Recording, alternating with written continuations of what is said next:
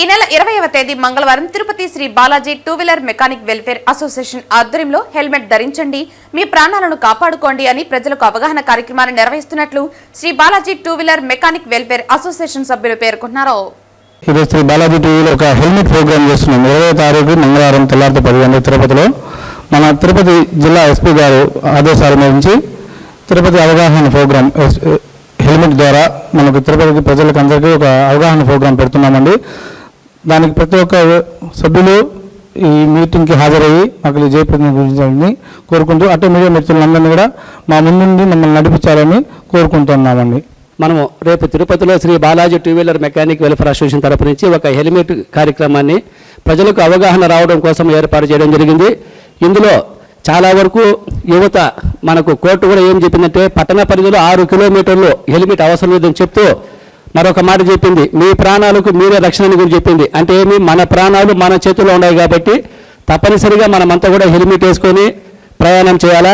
అలాగే వీలైనంత వరకు శబ్ద కాలుష్యాన్ని కూడా నివారించడం కోసము మీరు ప్రజలందరూ కూడా కంపెనీ తరపున ఏదైతే సైలెన్సరు హార్న్లు వస్తాయో దాన్ని మాత్రమే వేసుకొని బండ్లు నడపండి.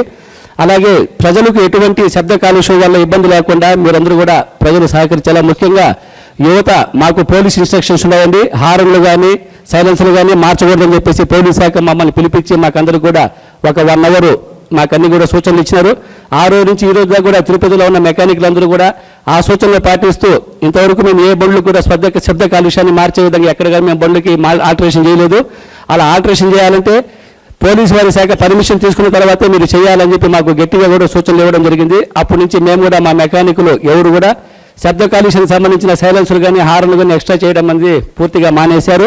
అలాగే బీగాలు పోయిన బండ్లు ఎవరైనా కానీ వస్తే బీగాలు తెరవని చెప్తే దయచేసి బీగాలు తీయకండి అని చెప్పేసి పోలీసు వారు మాకు దానికి కూడా సూచనలు ఇచ్చున్నారు. ఎవరైతే తెస్తారో వాళ్ళ ఆధార్ కార్డు తీసుకున్న తర్వాత ఆ బీగాలు మీరు ఓపెన్ చేయాలా, లేకపోతే ఓపెన్ చేయకూడదు. మీకు అనుమానం వస్తే మా పోలీస్ శాఖకి మీరు వెంటనే కాల్ చేస్తే మేము దీని మీద చర్యలు తీసుకుంటామని చెప్పి కూడా పోలీస్ శాఖ వారు మాకు కొన్ని సలహాలు ఇచ్చారు. వాటి మీద మెయిన్ ముఖ్యంగా ఎవరంటే మన తిరుపతిలో ట్రాఫిక్ రద్దీ ఎక్కువ అయిన వల్ల చాలా వరకు వాళ్ళ యొక్క ప్రయాణం సుగమం కావాలని చెప్పేసి గరుడు వాహనం మీద పోతాంటారు.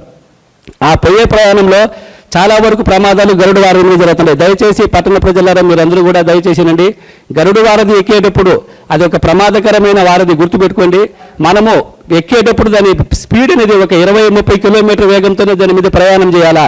కాలం విలువైంది కాదండి, కాలం కన్నా ప్రాణం విలువైంది. మనగానే బతుకుంటే ఆ కాలాన్ని వెనక ముందు నడుపుకోవడానికి మనకు అవకాశం ఉంటుంది.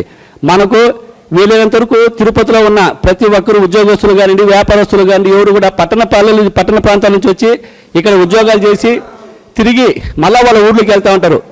కాబట్టి వెళ్ళేటప్పుడు తప్పనిసరిగా హెల్మెట్ వేయండి. మీరు హైవేలో వెళ్ళేటప్పుడు మీ వాహనానికి వెనకాల ఇండికేటర్లు, టైల్ ల్యాంప్ అసెంబ్లీ ఉందా లేదా టైల్ ల్యాంప్ పనిచేసే విధంగా మీ వాహనాన్ని జాగ్రత్తలు తీసుకోండి. అలాగే హెల్మెట్ వేసుకొని ఇప్పుడు నడపడం అంటే కొత్తగా అనిపిస్తుంది మీకు అందరికీ కూడా. మేము ఇప్పుడు హెల్మెట్ వేసుకొని ఎట్టబండి నడపాలంటారు. అయ్యా, ఈ రోజు ప్రారంభించినారంటే రాబోయే రోజుల్లో హెల్మెట్ వాడకం అనేది చాలా సులభమైపోతుంది. ప్రతి ఒక్కరు వాహనానికి తప్పనిసరిగా 2 మిర్రర్లు బిగించండి. మిర్రర్ల ద్వారా బండి నడపడానికి ప్రయత్నం చేయండి. ఈ రోజు ప్రయత్నం చేస్తే ఇది రాబోయే రోజులు కూడా మీరందరూ కూడా యువత కూడా మీరు ఒక మార్గదర్శకంగా మీరు నిలబడతారని చెప్పేసి పట్టణ ప్రజలందరినీ మేము కోరుకుంటున్నాం.